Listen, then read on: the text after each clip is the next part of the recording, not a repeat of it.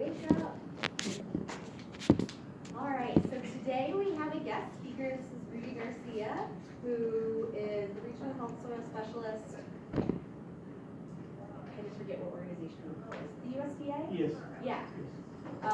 So you are kind of the expert on sustainable agriculture in New Mexico, which we've just been talking about in lecture.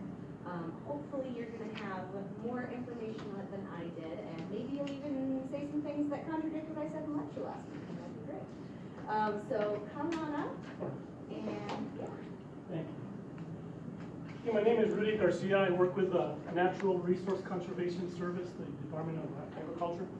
And I'm on my 30th year, and this is my 5th year with the Soil Health Division. And I do training with the universities, Extension, NRCS, and many partners and what have you in New Mexico, Colorado, Utah, Arizona, and I also mentor folks in other states. And what I'm going to give you here is a condensed background over not only over 30 years that I've been in the agency, but in a way of farming that I grew up since the late 60s, that today we call regenerative ecological agriculture. Basically, is how do we use the natural plants and animals and good management to grow healthy, nutrient-dense food and crops, and to produce healthy animals, and how does that affect human health, and what does it have to do with local economies and what have you. So before I go any further, I'm going to cover just a brief summary of probably one of the most complex systems in the world. And the reason it's complex is that as we're going to cover the carbon cycle in this situation, you're going to see that only the most informed and farmers and ranchers that have the best understanding of the principles of ecology will know how to implement it.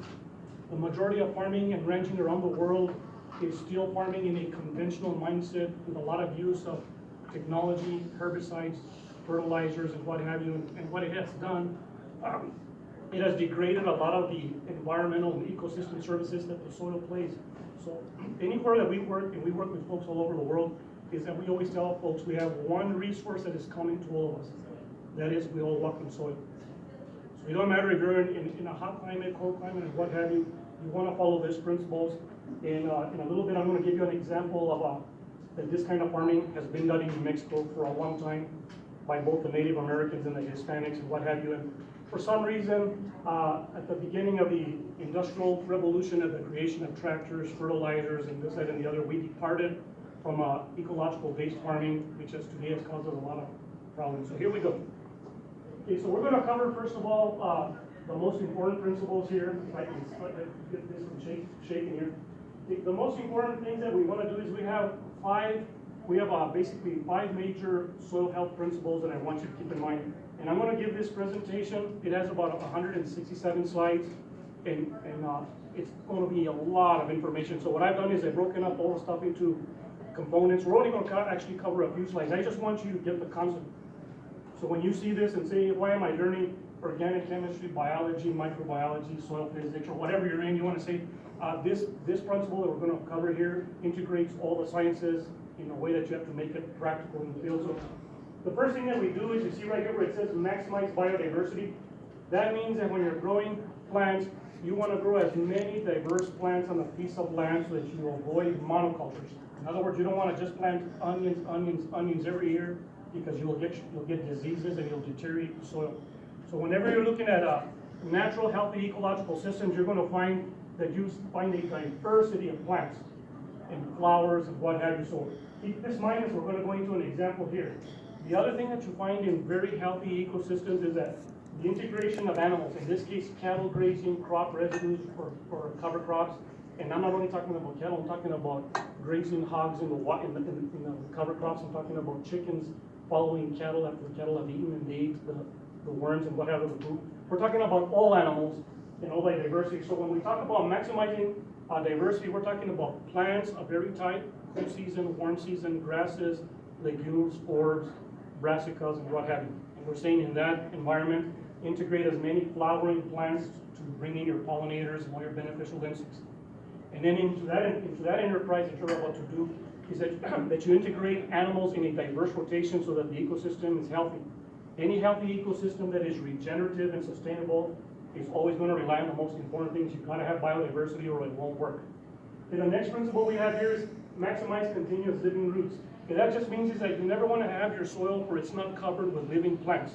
You want always a living plant. In the summer, for us, it would be a cash crop, right? We'd be growing corn, squash, beans, and all kinds of stuff. At the end of the growing season, it is really wise to plant a cover crop of various species so that there's a living plant in the fall, in the winter, and the spring. Even when the winter comes, you still have living organisms living in the soil and what have you. So can everyone understand that you want a continuous living root? Because without a living plant, you can't feed the soil biology, you can't feed the beneficials or the pollinators, so you need a living plant with diversity.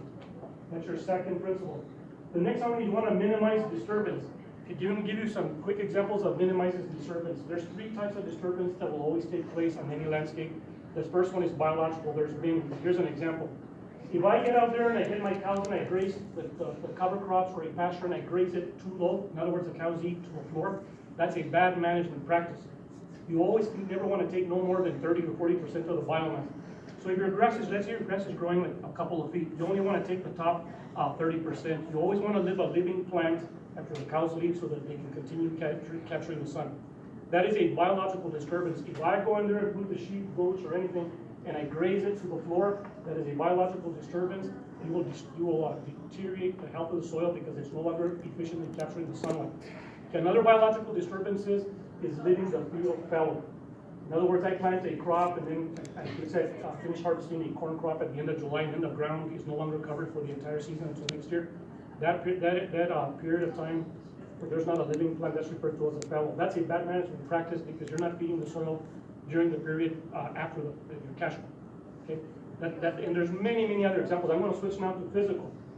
Anytime that I introduce cultivation or tillage into the soil and I don't have a specific purpose, it is extremely destructive because it destroys all the ecology and the habitat of all your beneficials. So a lot of our farmers today now are moving to minimum to no-till because they're coming to realize that the heart of the soil, the majority of the microbes that you can't see with your eyes, you're destroying them when you plow and you fertilize and do all that. So can everyone see that physical disturbance destroys this earth castle where all the biology lives? If you use it incorrectly, you'll destroy your environment in which all this biology is taking place. Now let's look at a chemical disturbance. Back up here where it says minimize disturbance. At any time that I use a fertilizer, a fungicide, a herbicide, or any chemical, and even manure, anything that is done and used inappropriately and out of context, it'll poison and it'll cause the soil biology to go out of whack, and it won't be able to process carbon and fix nitrogen and what have you. So chemicals not used properly and for the right context are very destructive. So do you see now that when I'm trying to manage this soil biology that's in the soil and on the plants and the residue, we said biological disturbance, don't overgraze it, don't leave it fallow, and many other examples, right? And we also said on the physical, don't cultivate it and do other stuff no more than is absolutely necessary because it'll destroy the house that we live in. And then we said, don't give it any kind of chemicals you want it, you'll get it addicted to chemicals, just like a lot of folks get addicted to drugs. You'll change the genetics and you'll reduce the quality of the organisms in the soil. So we can all see that, right? So now let's go to the next one here. Maximize soil cover. That means if I have a living plant in the summer and a living plant in the fall and crop residues, I have put a living roof over this microbes. So when we're talking about maximizing soil cover, that's protecting the soil below it, and it moderates temperature, buffers pH, drinks in the water, and all that. Okay, that all said and done. Does anyone have any questions of diversity of plants, grazing animals, pollinators, beneficial insects? Unless you have a diversity of plants, you can't have a healthy ecological system, right? You can't have it one way. You gotta have all of it or it won't work. And then again, to review, you need a living root, because what do living roots do for you here? You see the plants up there? You see all the different kind of root architecture in the soil? Okay, you need a living root because the plants have to continually photosynthesize. You see the sun up there producing the most important compound that will run everything in the soil? In photosynthesis, you build glucose. So this is your standard building block.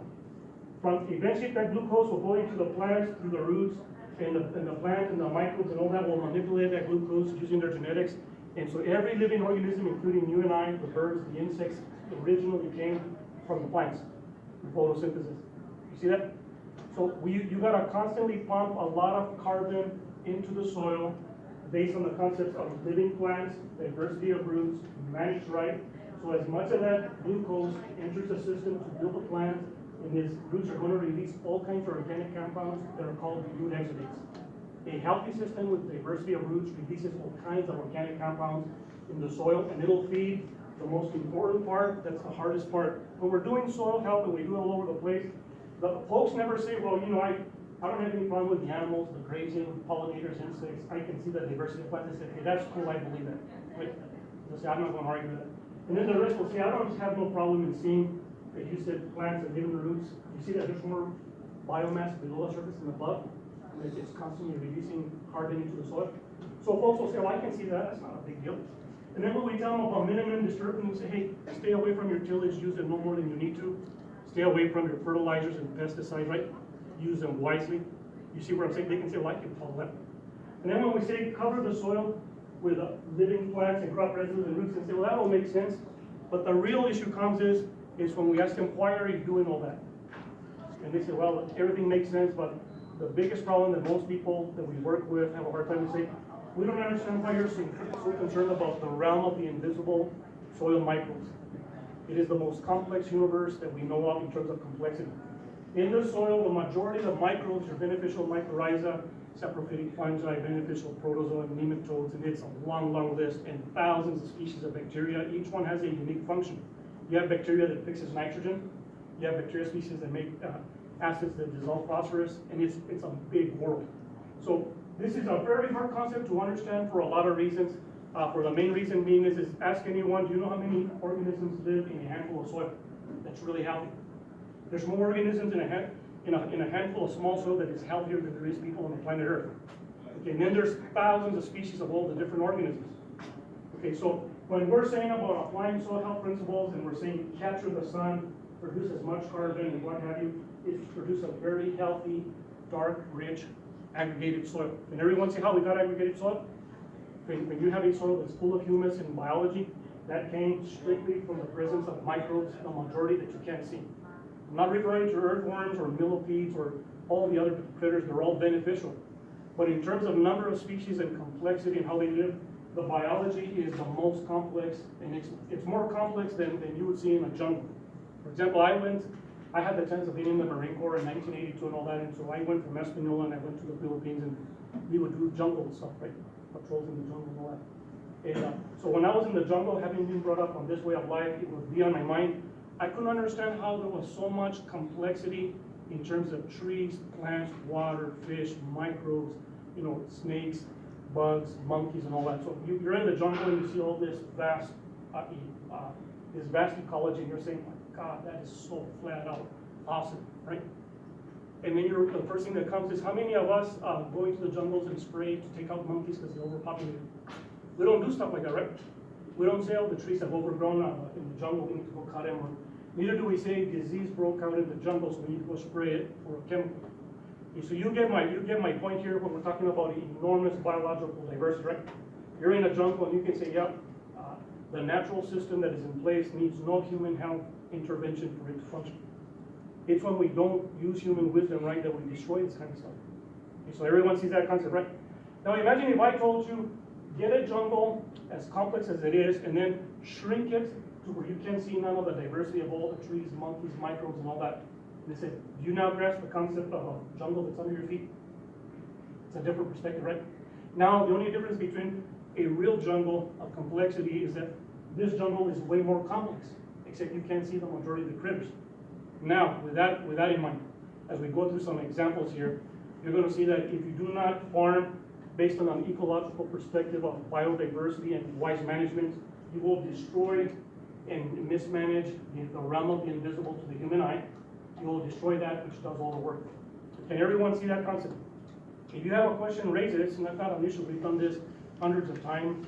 I've done this with my friend Connor here. Him and his dad did this for like 12 years. We did around 80 of this full-day workshops around New Mexico, and that was from like 2008 to 2013.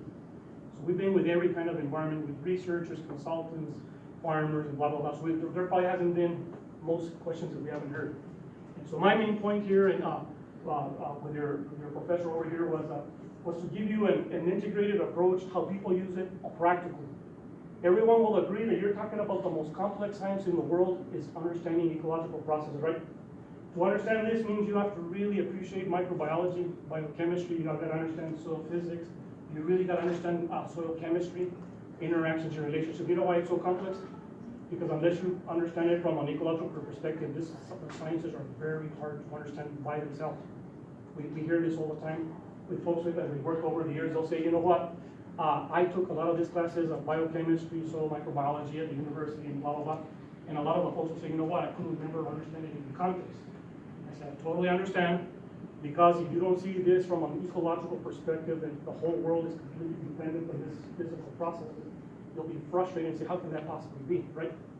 But can all of us now see that we're managing an incredibly complex ecological systems that's based on diversity of plants, proper grazing, and that is all powered by carbon?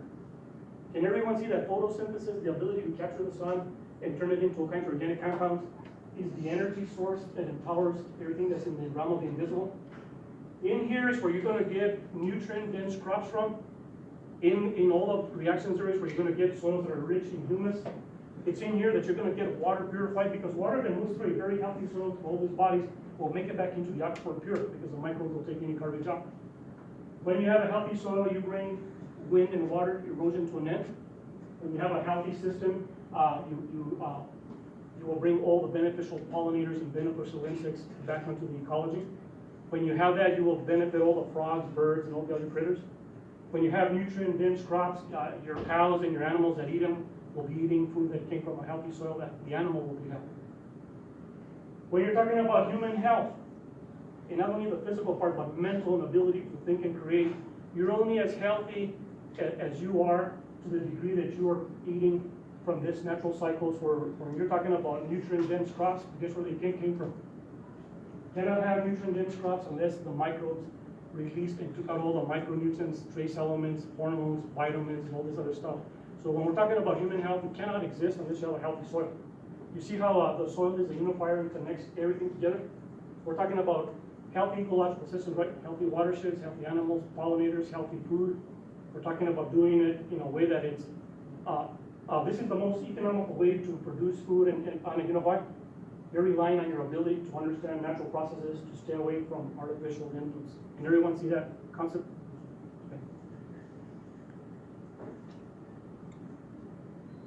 Okay. Again, if anyone has any questions about how farmers and ranchers and ecologists are applying this, it's based on the first slide is the most important. The rest is the details. The rest is how do you apply it in a desert, in high mountains, in a jungle, and what have you. The rest, the principles all remain the same. The only thing that changes is your climate, your soils, your watering, and all that. Okay, so I'm going to show you an example right here.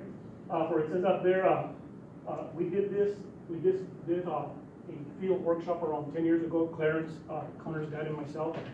And we had around 50 local farmers. Sena, New Mexico is south of Las Vegas, very close to the town of Villanueva. So you have an idea, it's not that far from here, right? Here on this farmland, these farmers here are in the same family for 200 years back. And I wanted to bring this example because it represents the way I grew up. Okay. In this farming enterprise, like I grew up, we relied on enormous diversity of plants. You can see here, we're looking at corn, squash, chili, and what have you. So in this farm, like my farm that we grew up near Abiquiu, New Mexico, we farmed over 70 different varieties in an extreme rotation, right?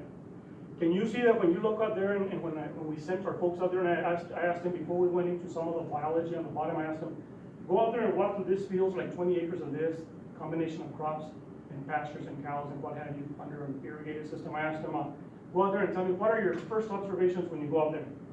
And when we all got together after several hours in there, they said, when I walked in here and I saw 2 rows of corn, of squash, of chili, of cucumbers, of cabbage, of Brussels sprouts, right, melons, and blah, blah, you get my gist, right? I said, what we saw was a diversity of different critters flying from one plant to the other, whether it was bees, pollinators, bumblebees, or it was hummingbirds and all kinds of critters. And then when you look inside the individual plants, you can see all kinds of critters walking back and forth. And when you look on the surface of the soil, you can see the earthworms or their pellets that they leave on the surface, the fecal pellets. Or you could see roly-polies, sow bugs, and you could see saprophytic fungi breaking down different carbon compounds. And you could see all kinds of critters, right? So I asked them, I said, oh, so what are your thoughts about this system? And for someone, they said, we didn't know that in one piece of land, where there's an enormous diversity, we didn't know that there could be an incalculable amount of beneficial arthropods and insects, right? Earthworms. And then I asked him, I said, do you understand that all those critters make it possible for all those plants to be at optimum soil health? They help pollinate and they help do all kinds of stuff that regulates the health of the plant. And then I said, okay, that makes sense, right? So we found out that we have diversity in the plants, all kinds of flowering plants, and we have all kinds of critters above and on the surface and on the residue. And I said, okay, sounds good. In a little bit when we show some photos here of some soils, then they realized that the healthy, rich organic matter that has a high infiltration rate, that cycles nutrients very efficiently, they realized that that came because you have the plants above, right? Without a diversity of plants and microbes, you can't have healthy soil. So you can't have healthy soil without all the rest of the stuff going on. And that's the whole nature of this soil ecology in terms of how to apply it in farming and ranching and what have you, is that the main point here is that everything is connected to everything, and no individual microbe or beneficial organism, pollinator, hummingbirds, bird, whatever, plants, animals, they're all interdependent and rely on each other through proper management for it to be an optimal ecological function. Does everyone see how in a natural ecological environment, everything's connected to everything, so nothing occurs as an island by itself? There's never one thing that occurs by itself and say, oh, that's not related to the rest. Everything's related to each other.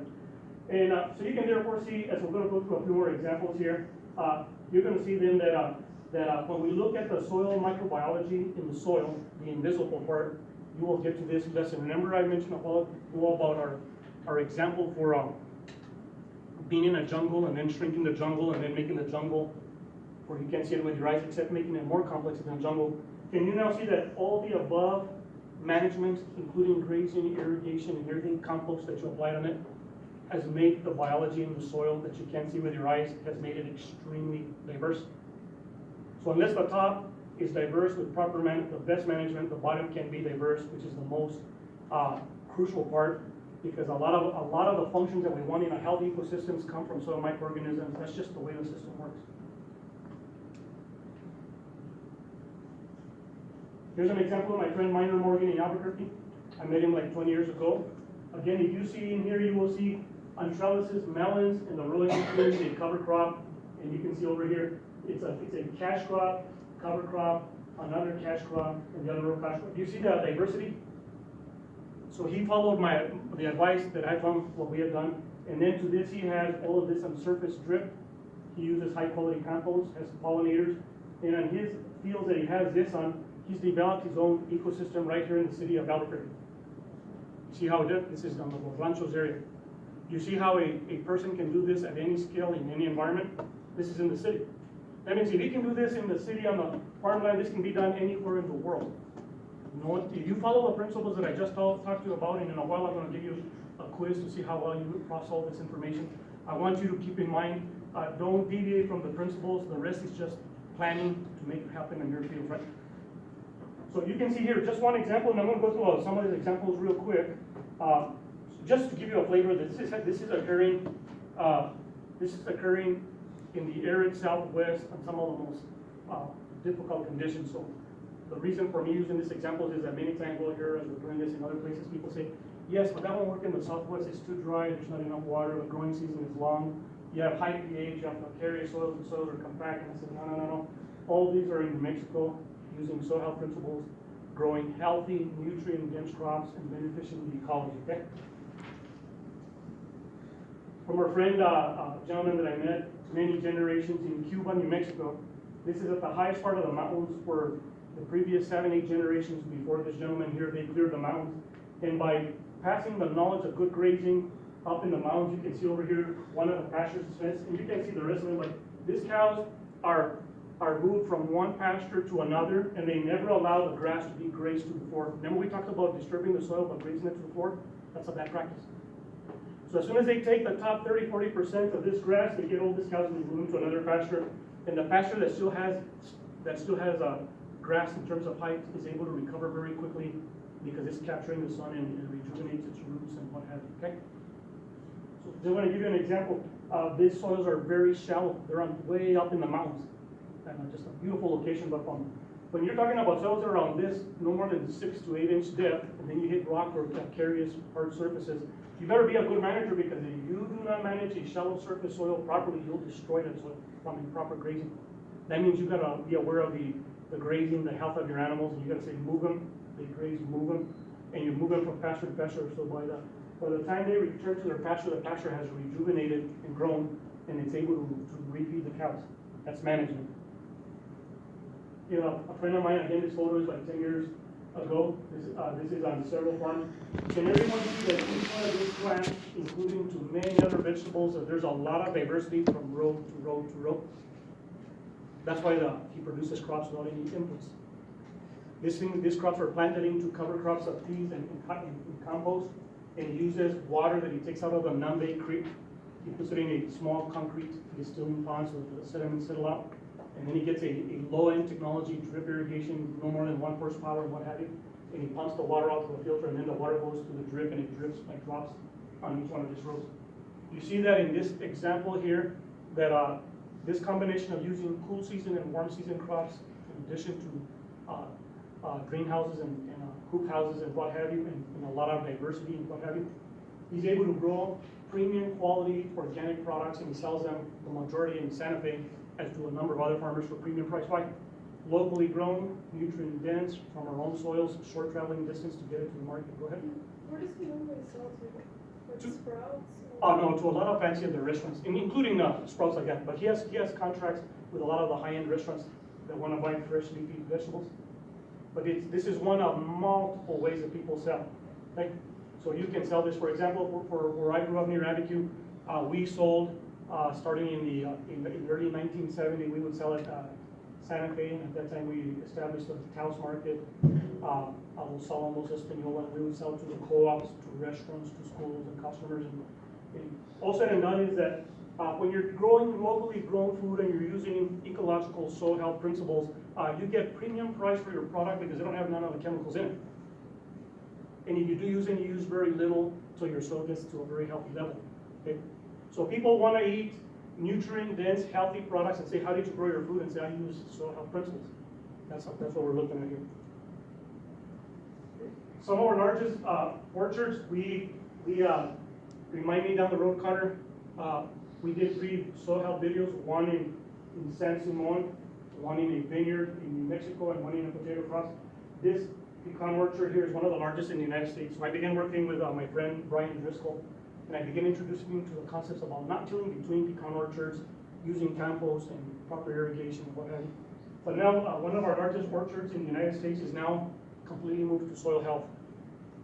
You see that in this kind of industry, the majority of people do not use soil health principles. They till between the soils and blah, blah, blah.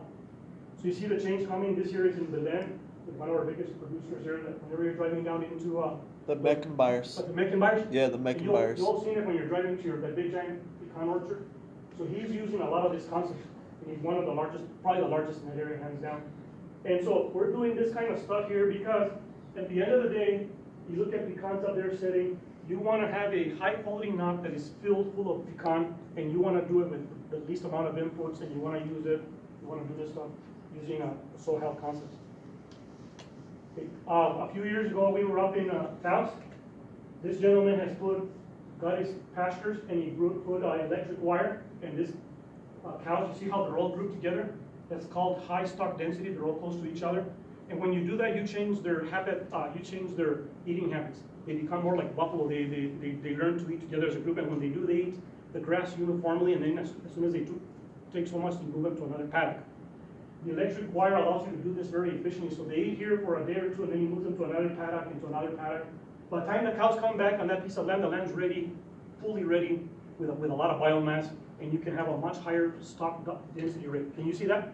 If the soil is healthy and I manage it right, I can put the cows much sooner and I can put on more weight. Go ahead. Yeah, what's the time frame for that kind of management? Give me an example. What do you mean by time frame? Like how long they were in the paddock? Well, yeah, how often do they move them, and how long does it take for one area to be rejuvenated? In this case, here the growing season is relatively short in Taos, high elevation, right? Yeah. But in this case, let's say that the grass is this tall and they shave half of it out, and you take them out and you put it there. That grass will be completely ready in a month.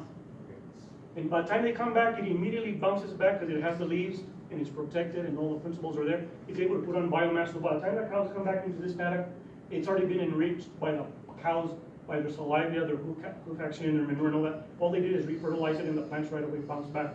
So what happens here is that you're able to produce a much healthier cow in terms of their body condition, their weight, their average day protein gain weight, and you're able to produce more of a healthier cow with less land, and you can see where we go with soil health, right?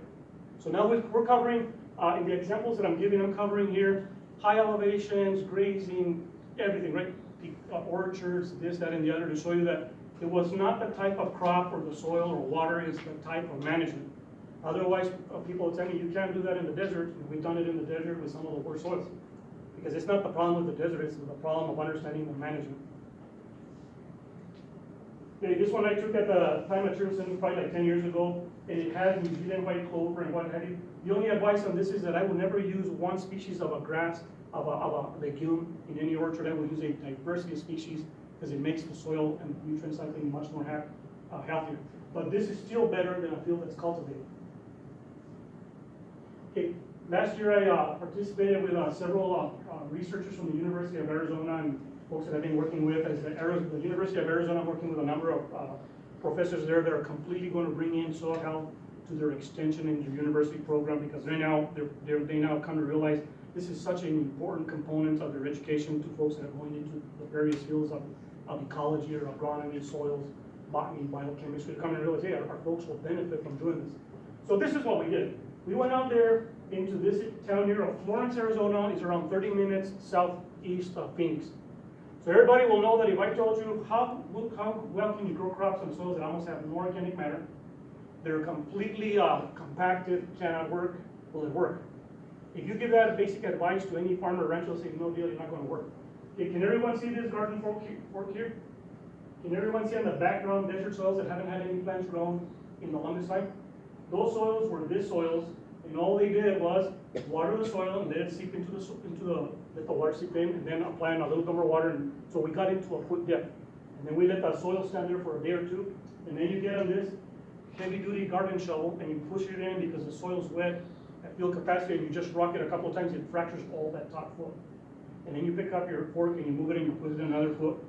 And basically is that we're prepping this ground where it's a community garden where they work with veterans and poor people that can't afford to buy food. This is innovation outside of the box. How do you help the people that will not be able to do this unless you teach them and give them the opportunity?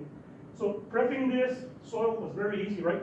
The next thing they do is they got local manure from a dairy and compost, and then they just top dressed it where the soil had been fractured.